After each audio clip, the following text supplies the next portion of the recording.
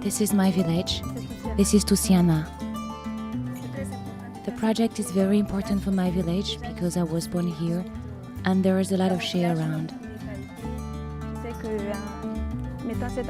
I know that by setting up this business, I can help my village to develop economically and that this will help to bring women out of poverty.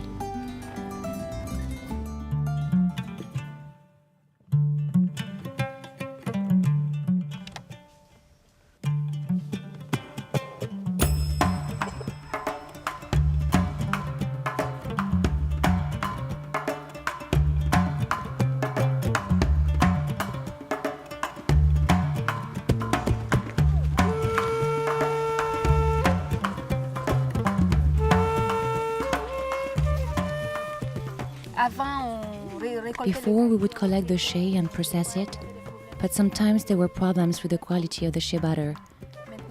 Now the butter is exported and the quality standards are much higher. The nuts are collected by women. The pulp is removed and they are boiled, dried, crushed, ground, and then churned.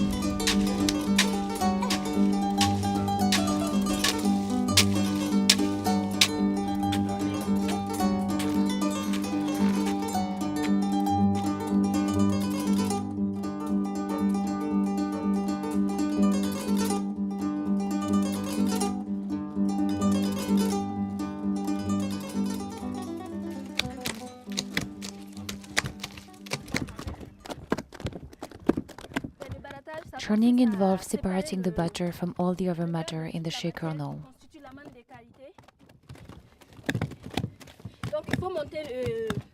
You have to beat it so it thickens like a cream.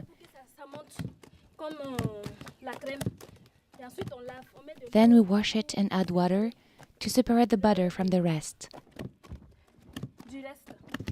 This can take from 30 to 45 minutes and it's exhausting.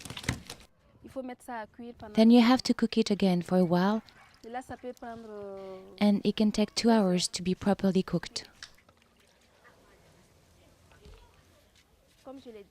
As I said, I was lucky enough to go to school. There are women who work a lot and very hard at designing luxury products that are based on shea butter. I believe our shea butter has to be properly appreciated, and that's what gave me the courage to go to Europe to look for people who are interested in shea butter and who use it.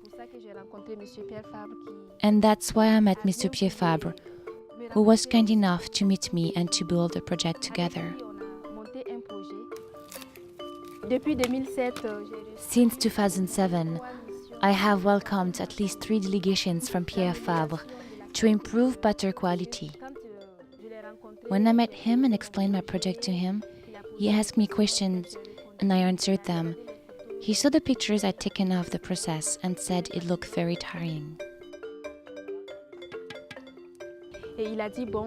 He said, okay, if you can succeed in producing high-quality shea butter, our laboratories will buy it from you. This will enable you to make it a bit less tiring to collect, process and churn the butter, which really strains the back. He actually tried it out and said it was very tiring. We have to succeed in skipping this stage, is exactly what he said.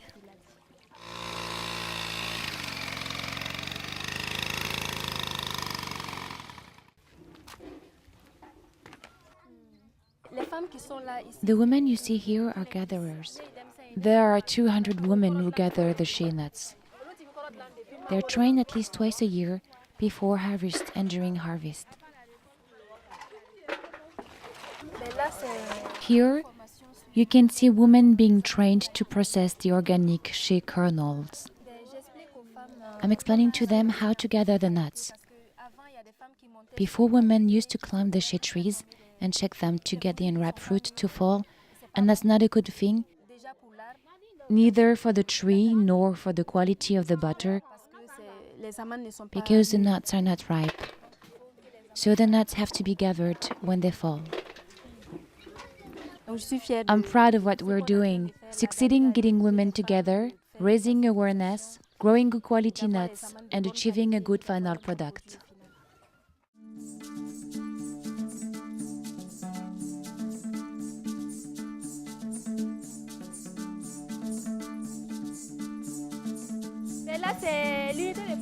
This is the production unit. We're looking at the press we received from Pierre Fabre.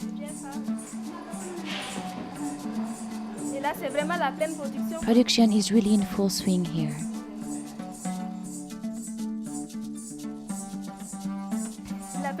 The press plays an important part since it presses out the butter and allows us to skip a lot of stages in the production process.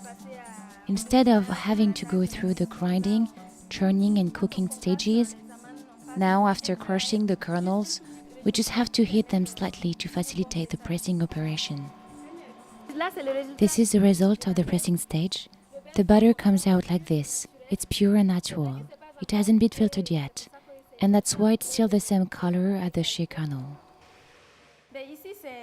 And this is the last stage of the butter process, filtering.